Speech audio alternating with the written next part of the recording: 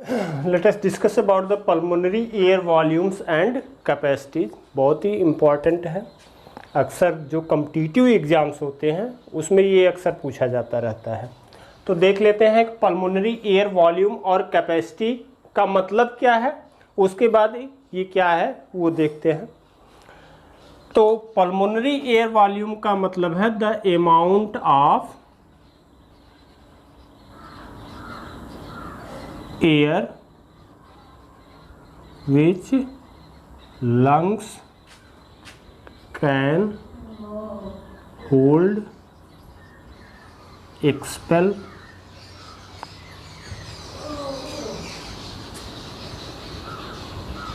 and or receives in various conditions is known as pulmonary air volume, PAV। ठीक है, PAV pulmonary air volume। और इसके बाद capacity क्या है,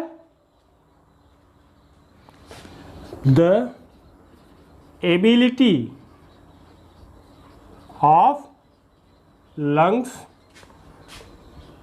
to hold these PAV is called pulmonary capacities, PC। ठीक है, अब इसका मतलब क्या है कि वायु की वह मात्रा जो फेफड़ों के द्वारा होल्ड की जाती है, यानी फेफड़ों में रह सकती है या फेफड़ों से बाहर निकाली जा सकती है या फेफड़े उसको रिसीव करते हैं, वही क्या कहलाता है, पल्मोनरी एयर वॉल्यूम कहलाता है। और वेरियस कंडीशंस में, और फेफड़े की यह क्षमता जो इन वॉल्यूम्स को रिसीव करती है वही क्या कहलाती है, पल्मोनरी कैपेसिटी कहलाती है। चलिए इसके बारे में देख लेते हैं कौन कौन से वॉल्यूम्स और कैपेसिटीज हैं। ठीक है, तो सबसे पहला जो आता है वह है टाइडल वॉल्यूम। टाइडल वॉल्यूम, ठीक है, टाइडल वॉल्यूम को किससे डिनोट करते हैं, टीवी से डिनोट किया जाता है। ठीक है, अब ये है क्या tidal volume, the volume of air inhaled और एक्सहेल्ड ड्यूरिंग नॉर्मल ब्रीदिंग।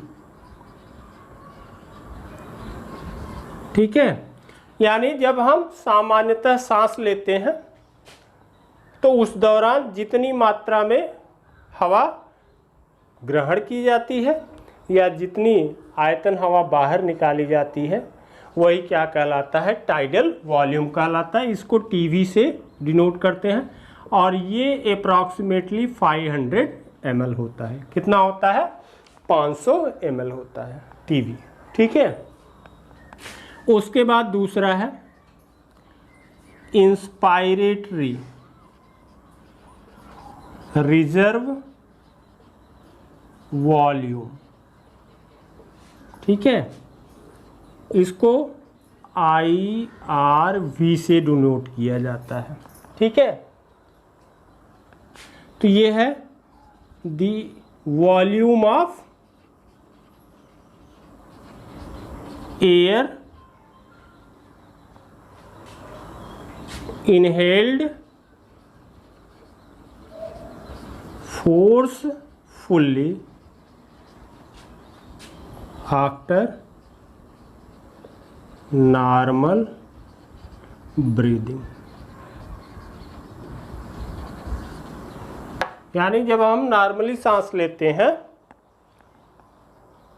तो उसके अलावा जब हम जोर से खींच करके सांस लेते हैं प्रयत्न के द्वारा, तब उस स्थिति में जितनी मात्रा में हम एयर खींचते हैं वो क्या कहलाता है, इंस्पायरेटरी रिजर्व वॉल्यूम कहलाता है। इसको डिनोट किया जाता है IRV के द्वारा, और यह लगभग होता है 205 ml टू 3000 ml। कितना होता है, 2500 से 3000 ml के बराबर। इसके बाद तीसरा है एक्सपायरेटरी रिजर्व वॉल्यूम।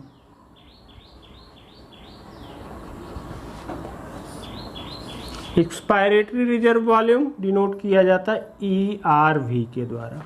ठीक है, तो ये क्या है, the volume of air, volume of air excelled forcefully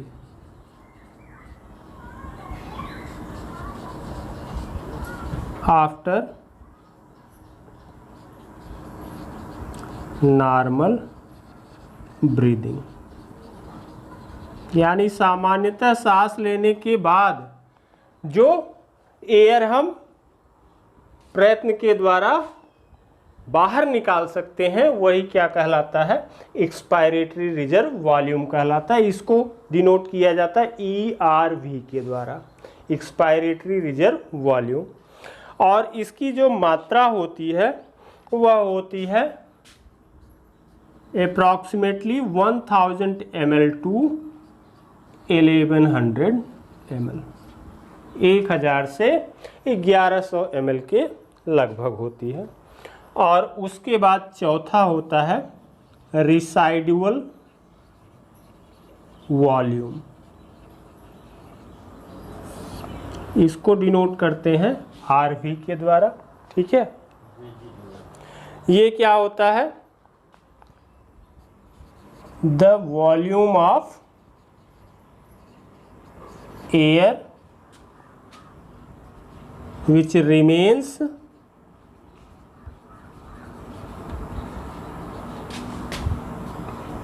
in the lungs after forceful exhalation। ठीक है, यानी पूरा ताकत लगा करके आप सांस को बाहर छोड़िए, उसके बाद भी फेफड़े में कुछ हवा बची रह जाती है, तो वही जो हवा बची रह जाती है उसी को क्या कहते हैं, रेसाइडुअल वॉल्यूम कहा जाता है। यानी इतनी हवा फेफड़े में हमेशा रहेगी ही रहेगी, इसको आप बाहर नहीं निकाल सकते हैं। ठीक है, तो इसका जो अमाउंट होता है इसको डिनोट किया जाता है RV के द्वारा, रेसाइडुअल वॉल्यूम। इसका जो अमाउंट होता है वह होता है 1100 ml टू 1200 ml। कितना होता है, 1100 से 1200 ml के बराबर होता है। ठीक है, इसको आप लोग नोट डाउन कर लेंगे। अब इसके बाद देखते हैं कैपेसिटीज। तो कैपेसिटी में इंस्पायरेटरी कैपेसिटी, इंस्पायरेटरी कैपेसिटी इसको डिनोट किया जाता है IC के द्वारा। तो IC is equal to tidal volume TV plus IRV। ठीक है, यानी inspiratory capacity is the sum of tidal volume and inspiratory reserve volume. ठीक है, टाइडल वॉल्यूम कितना होता है TV, ये 500 ml होता है। ठीक है, और IRV कितना होता है 3000 ml, यही होता है। ठीक है, तो इंस्पायरेटरी कैपेसिटी कितनी होगी, ये लगभग हो जाएगा आपका 500 प्लस 500 और 3000 ml। तो ये 3000 ml और 3500 ml, ये हो गया इंस्पायरेटरी कैपेसिटी। ठीक है, इसके बाद फंक्शनल रिसाइडुअल कैपेसिटी। Functional रिसाइडुअल capacity,